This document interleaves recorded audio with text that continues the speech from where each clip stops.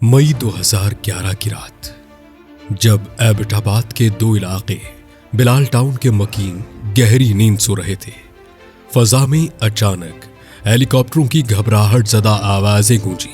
ये आवाज़ें आम हेलीकॉप्टरों की नहीं थीं, बल्कि जदीद तरीन स्टील्थ ब्लैक हॉक हेलीकॉप्टर थे, जो रडार की नज़रों से बचकर सरहद पार से दाखिल हुए थे। लेकिन सवाल यह है कि अमेरिका के ये जदीद हेलीकॉप्टर्स पाकिस्तान की फ़ज़ा में आखिर क्या कर रहे थे। अमेरिका की आर्मी एबटाबाद में एक ऐसे शख्स की तलाश में आई हुई थी जिसने 2001 में दुनिया की सबसे ऊंची इमारत गिराकर दुनिया को हैरान और मगरिब को खौफज़दा कर दिया था। वो शख्स था सऊदी अरब में पैदा होने वाला, अफगानिस्तान में जिहाद लड़ने वाला और पाकिस्तान में रहने वाला Osama bin Laden. Osama bin Laden Pakistan में जिस घर में मुकीम था वो कोई आम बंगला नहीं था। ऊंची दीवारें, खारदार तारें और खिड़कियों की कमी उसे एक किले की शक्ल देती थी।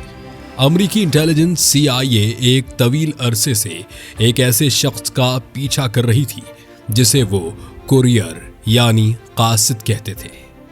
अबू अहमद अल कुवैती नामी इस शख्स ने नादानिस्ता तौर पर CIA को उस सफ़ेद रंग की आली शान इमारत तक सील्स पहुंचा दिया था। अमरीकी नेवी सील्स की टीम जब कंपाउंड में उतरी तो एक हेलीकॉप्टर तवाज़ुन बिगड़ने की वजह से गिर कर तबाह हो गया, जिसने ऑपरेशन की हसासियत और ख़तरे को मज़ीद बढ़ा दिया। फायरिंग के तबादले और धमाकों की आवाज़ों के दरमियान अमरीकी फ़ौजी घर के अंदर दाखिल हुए। चंद मिनटों के अंदर दुनिया के मतलूब तरीन शख्स उसामा बिन लादेन को हलाक कर दिया गया। अमरीकी सदर ओबामा को व्हाइट हाउस के सिचुएशन रूम में पैगाम मौसूल हुआ। Geronimo enemy killed in action, यानी मिशन मुकम्मल हो चुका है। एबटाबाद में धुआं उठ रहा था। वहीं इस्लामाबाद के ऐवान इक़्तिदार अभी इस हकीकत से बेखबर थे। फरतुल्लाह बाबर की किताब दी जरदारी प्रेसिडेंसी इस सुबह का आंखों देखा हाल बयान करती है। सदर आसिफ अली जरदारी के तर्जुमान फरहतुल्लाह बाबर लिखते हैं कि उन्हें सुबह सवेरे सदर के ADC का फोन आया। ये एक गैर मामूली बात थी क्योंकि सदर जरदारी आमतौर पर दोपहर को दफ्तरी उमूर संभालते थे। ऐवान सदर में उस वक्त एक अजीब सी खामोशी और तनाव महसूस किया जा रहा था। बाबर साहब ने जब वजीर खारजा हिना रब्बानी खर और सेक्रेटरी खारजा से राब्ता करना चाहा तो कोई दस्तयाब न था।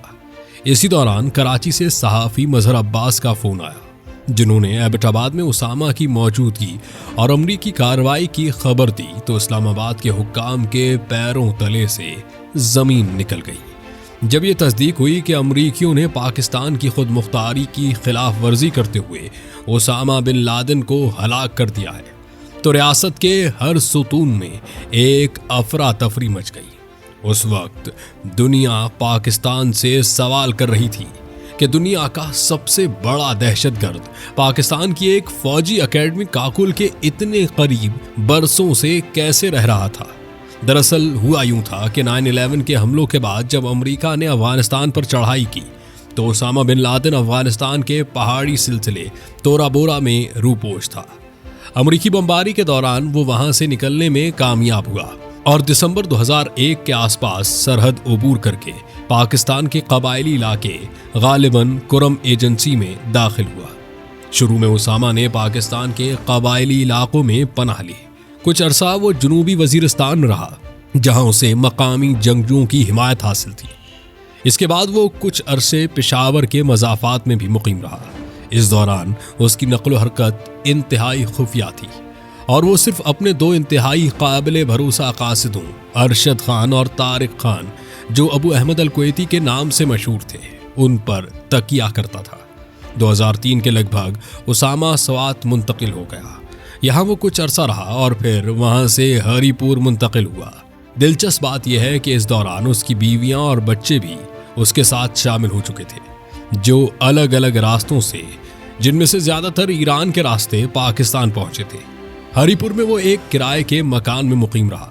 उसामा के कासिदों ने उसके लिए एक मुस्तकिल और महफूज ठिकाने की तलाश शुरू की और बिल आखिर एबटाबाद के इलाके बिलाल टाउन में एक प्लॉट खरीदा गया। 2004 में वहां एक बड़ी दीवारों वाला मखसूस कंपाउंड तामीर किया गया, जिसका नक्शा इस तरह बनाया गया था कि अंदर की सरगर्मियों का बाहर से पता न चल सके। 2005 में उसामा बिन लादेन इस घर में मुंतकिल हुआ और मई 2011 में अपनी हलाकत तक वहीं मुकीम रहा।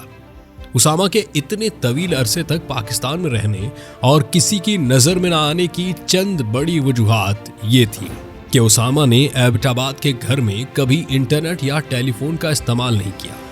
वो दुनिया से राबते के लिए सिर्फ हाथ से USB लिखे हुए खतूत और USB ड्राइव्स इस्तेमाल करता था जो कासिद लेकर जाते थे। उसके कासिद अरशद और तारिक खान मकामी पख्तूनों के रूप में रहते थे और पड़ोसियों को बताया गया था कि वो जायदाद के कारोबार से वाबस्ता दो भाई हैं। वो मकामी लोगों से घुलते मिलते नहीं थे और अपनी प्राइवेसी का बहुत सख्ती से ख्याल रखते थे। उसामा का अपना एक छोटा लेकिन इंतहाई वफादार नेटवर्क था जो अलकायदा के पुराने अरकान पर मुश्तमिल था, जिन्होंने उसे लॉजिस्टिक सपोर्ट फराहम की। एबटाबाद कमीशन ने उसे सिक्योरिटी इदारों की इज्तिमाई गफलत करार दिया था कि दुनिया का मतलूब तरीन शख्स एक फौजी छावनी वाले शहर में इतने सालों तक कैसे मौजूद रहा। पाकिस्तान से सवाल उठ रहा था कि हमारी एयरफोर्स और रडार सिस्टम अमरीकी हेलीकॉप्टरों को क्यों न रोक सके। क्या सिविलियन हुकूमत इस दबाव को बर्दाश्त कर पाएगी? फरतुल्लाह बाबर के मुताबिक सदर जरदारी उस सूरत हाल में काफी पुरसुकून रहने की कोशिश कर रहे थे, लेकिन अंदरूनी तौर पर दबाव बहुत ज्यादा था।